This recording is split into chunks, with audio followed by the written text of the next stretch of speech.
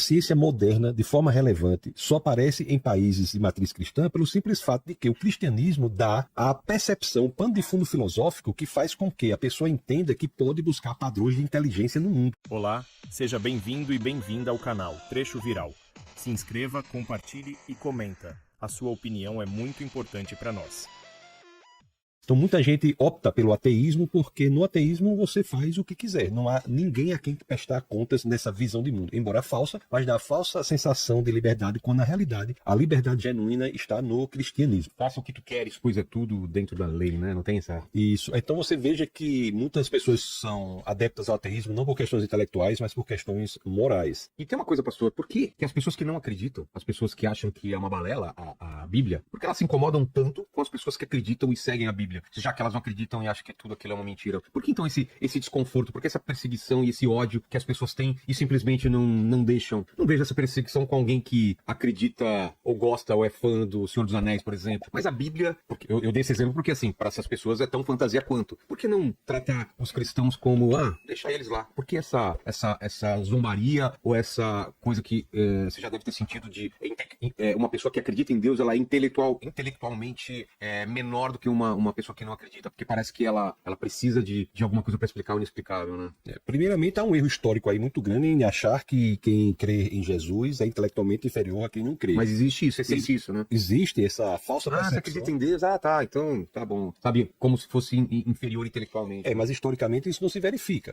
As maiores mentes do mundo foram, em sua maioria, teístas, e entre os teístas a maioria era cristã. Se você pegar o maior cientista que já existiu em todos os tempos, que foi Isaac Newton, por exemplo, Newton fez tanto pela ciência que o que ele desenvolveu da física, por exemplo, foi uma maneira impressionante. Ele desenvolveu a física até um determinado ponto que a matemática existia, não dava mais conta da física. Aí ele teve que desenvolver a matemática. Newton era um cientista genial. Agora, poucos sabem que Newton escreveu mais sobre a Bíblia do que sobre ciência. É mesmo? Então, eu não estou dizendo que eu concordo com tudo que ele escreveu sobre a Bíblia. Eu estou dizendo que o que mais ocupou a mente do maior cientista que já existiu sobre a Terra foram as escrituras, e não a ciência. Olha só que interessante isso. As universidades foram criadas como escolas de discípulos cristãos. As maiores e melhores foram criadas como escolas de discípulos cristãos. Harvard, Princeton, Yale, Cambridge, Oxford, para citar alguns exemplos. O lema original da Universidade de Harvard é verdade para Cristo e a Igreja. Universidade de Harvard, que é a maior e melhor universidade do mundo, não é? Pois é. A ciência moderna, por exemplo, só aparece em países de matriz cristã. A ciência moderna, de forma relevante, só aparece em países de matriz cristã pelo simples fato de que o cristianismo dá a percepção, pano de fundo filosófico que faz com que a pessoa entenda que pode buscar padrões de inteligência no mundo. Se a ciência quer buscar alguns padrões de inteligência no mundo, é porque ela pressupõe que o mundo foi organizado inteligentemente e, portanto, por uma mente inteligente. A inteligibilidade do mundo, que é um pressuposto lógico da ciência que busca padrões de inteligência no mundo, pressupõe um pano de fundo cristão em que o mundo é organizado inteligentemente. Olha só. É por isso que você estudou ciência, você estudou quem? São pessoas que nasceram em países de matriz cristã praticamente. Galileu, Newton, Pascal, Einstein. Você já estudou alguma lei de algum japonês, de algum chinês, de algum... Não. Então, porque só apareceu de maneira relevante em países de matriz cristã. Então, o cristianismo, na realidade, é um sistema de educação, Vilela.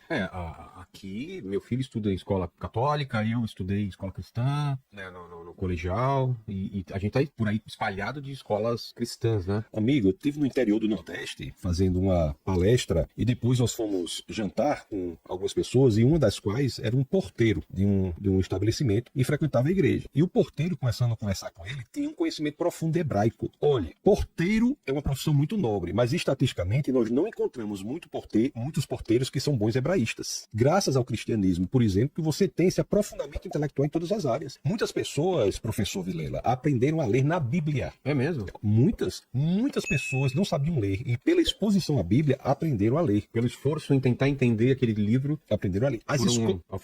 Alfabetizadas. Né? As escolas bíblicas dominicais foram criadas para ensinar as pessoas a ler. Então o cristianismo é por excelência um sistema de aprimoramento intelectual. Os maiores cientistas, repito, eram cristãos em sua maioria. Falado isso, eu acho que a gente podia começar, que bom que você citou a Bíblia, porque como é tema do programa de hoje, a gente explicar como a Bíblia, de uma maneira mais simples, como a Bíblia foi formada, por que alguns livros entraram, outros não, por que a Bíblia católica tem mais livros que a protestante, protestante e por que que existem livros apócrifos? É muita coisa? Não, podemos falar. Primeiro, o Antigo Testamento. O Antigo Testamento é o mesmo texto que nós temos dos judeus. Pentateuco. O Pentateuco é, para o judeu, a Torá. Tá. E a Torá é apenas a primeira parte do texto judaico. O texto judaico se chama Tanar, que tem 3 grandes partes. A primeira é Torá, a segunda é Nevi'im e a terceira é Ketuvim. No ano 90 depois de Cristo, houve o Concílio de Jamnia, que fechou esses textos como sagrados, como canônicos para os judeus. O Antigo Testamento é esse mesmo texto do Concílio de Jamnia que Sim. virou o Antigo Testamento. Então, nós temos os 24 livros judaicos que se transformaram em 39 livros do Antigo Testamento. Como é que 24 livros se transformam em 39? Porque eles são mais bem divididos nos 39 livros do Antigo Testamento. Sim. Então, o Antigo Testamento nosso é o livro que foi fechado no Concílio de Jamnia. A Igreja Católica tem 10 textos a mais, que dão 7 livros a mais a esse conjunto de textos e mais acréscimos a Esther e Daniel. Ah, tem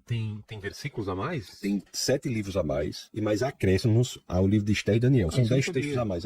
Mas assim, a Bíblia do Antigo Testamento, que é fechada no Concílio de Jamnia, que é a Bíblia evangélica, É igual? está contida na Bíblia Católica. A Tá. Bíblia Católica é esse Antigo Testamento mais 10 textos. Esses 10 textos Vou dar um exemplo. Eclesiastes. eclesiásticos dá 7 livros a mais e acréscimo a Esther e Daniel. Esse é o Antigo Testamento. O Novo Testamento foi gradativamente sendo reconhecido pela comunidade como inspirado. E alguns concílios mesmos reconheceram o que a comunidade já havia reconhecido. Então se formou o Novo Testamento. Então nós temos na Bíblia 39 livros do Antigo Testamento, 27 livros do Novo, formados e construídos em um período de 1500 séculos. O que é impressionante, Vilela, é que eles foram escritos por cerca de 40 autores. Dos 40, 31 escreveram os 39 do Antigo Testamento e 9 escreveram os 27 do Novo. Em 1500 anos, meu querido. Eu escrevo um livro meu sozinho. Quando eu olho para o livro, às vezes encontro dificuldades e contradições que precisam ser melhoradas. Eu imagino você analisar um texto que é escrito 39 livros do Antigo Testamento, 27 do Novo, um período de 1500 séculos, por cerca de 40 autores, e você não vê nenhuma contradição. Há contradições aparentes, dificuldades para as quais há respostas. Isso é por si só algo impressionante. Então, a Bíblia é um documento único. E devo dizer mais, escrito por autores dos mais diversos repertórios, das mais diversas origens. Houve livros escritos por reis, como é Davi, Salomão, livros escritos por filósofos, como é Paulo. Paulo era uma pessoa de uma grande capacidade intelectual. Paulo estudou aos pés de Gamaliel, e ele, Gamaliel, era neto de Hilel, o fundador da maior escola judaica de todos os tempos. Você tem livros escritos por pescadores, livros escritos em estilos literários totalmente diferentes. Você pegar, por exemplo, o livro de Atos, professor Vilela, que foi escrito por Lucas, que foi quem mais escreveu no Novo Testamento em quantidade de texto. Lucas escreveu o Evangelho de Lucas e Atos. O livro de Atos tem 84 fatos que são provados pela história e arqueologia. Então nós estamos falando de um documento único, incomparável. O livro de Atos é essencial para o entendimento da Ásia Menor. É um livro de história profundo. É um livro, inclusive, que fala do nascimento da igreja. A igreja nasce em Atos 2, em Pentecostes. A igreja é cristã. Então, aquele documento é um documento incomparável. Eu digo mais. Gostou deste vídeo? Então comenta e compartilha com seus amigos. Deus te abençoe e até a próxima.